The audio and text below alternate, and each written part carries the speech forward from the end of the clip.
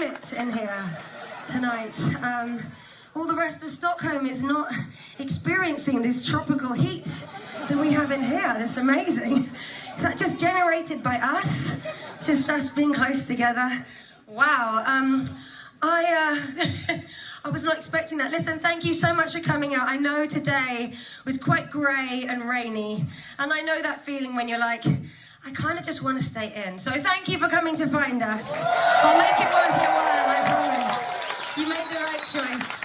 And it's so good to be back here in Stockholm. Life is good. Oh my word, that's fantastic. Did you make this yourself? So beautiful. And effective.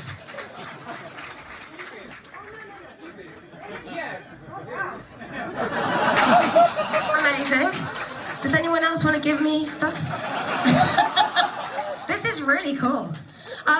Right, while I found myself, I thought I'd tell you some facts that I learned about Stockholm, because every time I travel, I feel like I should fan you guys.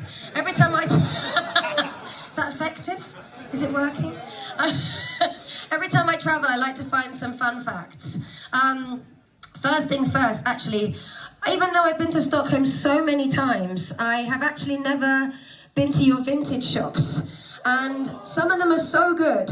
There was one I walked into today and I literally said to myself out loud, oh no, when I walked in, because I knew that I wanted so many things in there. So thank you for that, that was great. And it's also a city with lots of extraordinary facts. I know I did some facts last time I came here last year. I've made sure I have new ones for you.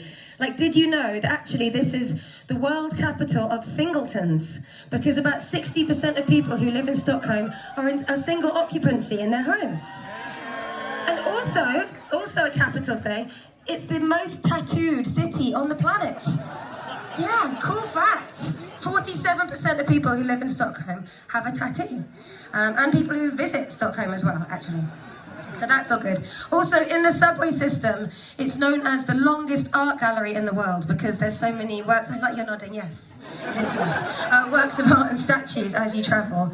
And in fact, we are in a historic building. So because when I walked in, I was like, wow, it's so long, and it goes all the way back to Long and Slim, and it's because it used to be a bowling alley. This place in 1887 was where people would play skittles and drink punch, which I think sounds really glorious.